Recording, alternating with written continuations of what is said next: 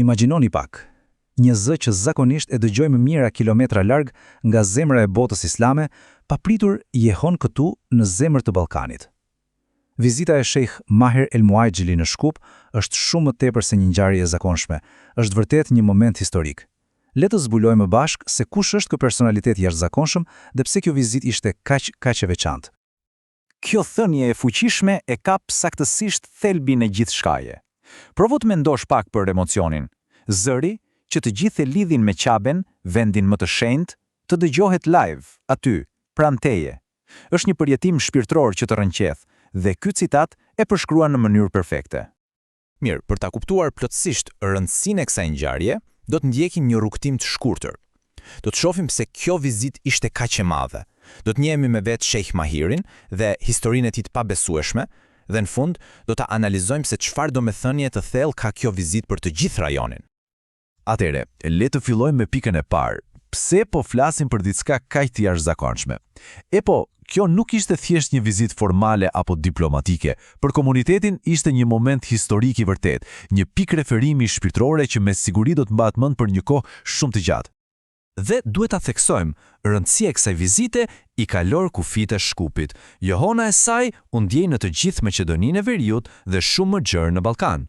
Ishte si një urë lidhse shpirtërore që dëshmoi për një lidhje të thellë globale mes besimtarëve.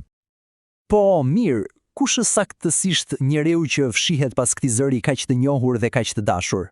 Le të njihemi pak më afër me Sheikh Mahirin. Emri i tij i plot pra është Sheikh Mahir bin Hamad El Muajgjili. Ai nuk është thjesht një imam, ai konsiderohet si një nga zërat më të dashur dhe më të njohur në të gjithë botën islame. Flasim për një figurë me një ndikim kulturor dhe shpirtëror vërtet të jashtëzakonshëm. Rënjet e tij janë thellësisht të lidhura me historinë islame. Ai lindi në qytetin e bekuar të Medinës më 7 janar të vitit 1969, ndërsa origjina e familjes së tij është nga Jambu. Të rritesh në Medinë, qytetin e dytë më të shenjtë, padyshim që i ka dhënë një dimension krejt tjetër rrugtimit të tij. Por ja ku historia e tij merr një kthes vërtet të papritur. Rrugtimi i tij nuk kishte as pak ai që mund të prisnim. Kemi të bëjmë me një udhtim të jashtëzakonshëm, nga bota e shifrave dhe ekuacioneve drejt të mimberi i Qabes. Dhe kjo mund t'ju habis. Karriera e tij profesionale nuk filloi në teologji, përkundrazi.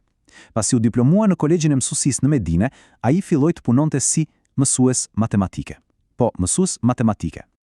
Ky kontrast është thjesht mahnitës. Nga një klasë matematike në Medinë, ai arrin në një nga pozitat më të nderuara, imam i xhamisë së shenjtë në Mekë. Ky transformim tregon një histori të pabesueshme për kushtimi dhe një rrugë jete vërtet të jashtëzakonshme.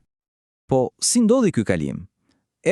Nuk ishte rastësi, por një progresion akademik shumë i qartë. Pasi u diplomua si mësues, ai u përkushtua thellësisht studimeve fetare. Mori një master dhe më pas një doktoratur në fiqh, që është jurisprudenca islame. Kjo e bën atë jo vetëm një recitues me zë të mrekullueshëm, por edhe një dietar të mirëfillt. Dhe rrugtimi i tij si imam ndoqi një trajektore po aq mbresëlënse. Fillimisht, pati nderin e madh të drejtonte namazin në xhaminë e Profetit në Medinë. Më pas, në vitin 2007, erdhi kulmi, emërimi zyrtar si imam i xhamisë së shenjtë në Mekë, një nga detyrat më prestigjioze në botën islame, të cilën ai e mban me nder edhe sot e kësaj dite. Pra kemi një dietar dhe një zë të mrekullueshëm, por çfarë saktësisht e bën Sheikh Mahirin kaq të veçantë për kaq shumë njerëz? Përgjigjja qëndron pikërisht te ky kombinim i rrallë, dija e thellë akademike dhe një zë që prek shpirtrat. Le t'i zbërthejmë pak këto veçori. Së pari, zëri i tij emocional. Recitimi i tij është i qartë, plot ndjenjë dhe prek thellë zemrat e atyre që e dëgjojnë. Së dyti, ana akademike. Ai është një profesor i respektuar universitar. Dhe së treti diçka që të gjithë e përmendin, modestia.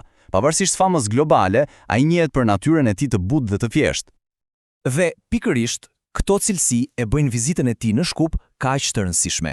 Nuk ishte thjesht prania e një personaliteti të njohur, ishte një mesazh i fuqishëm vllaznie dhe uniteti që i ka përcen kufit gjeografik.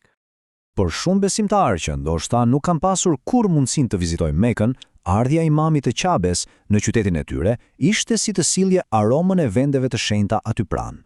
Të dëgjosh atë zë live, pa një ekran ndërmjet, është një përjetim shpirtëror vërtet i thellë dhe i rrallë. Nëse do ta përmbledhnim, rëndësia e kësaj vizite qëndron në 3 shtylla kryesore. E para, krijoi një lidhje të drejtë-për-drejtë shpirtërore me Qaben. E dyta, ishte një shenjë e qartë respekti për muslimanët e Ballkanit, duke treguar se ata janë pjesë e rëndësishme e botës islame. Dhe e treta, prania e tij përforcoi një mesazh universal paqeje, duke theksuar vlerat e bashkëjetesës dhe moralit. Në fund, e gjithë kjo ngjarje na lë me një pyetje të thellë për të reflektuar. Çfarë fuqie ka një zë për të bashkuar zemrat përtej çdo distance? Vizita e Sheikh Maher El Muajqilit në Shkop është dëshmia e gjallë e kësaj fuqie, një zë që ka përceu mijëra kilometra për të prekur zemrat pikërisht këtu, në zemër të Ballkanit.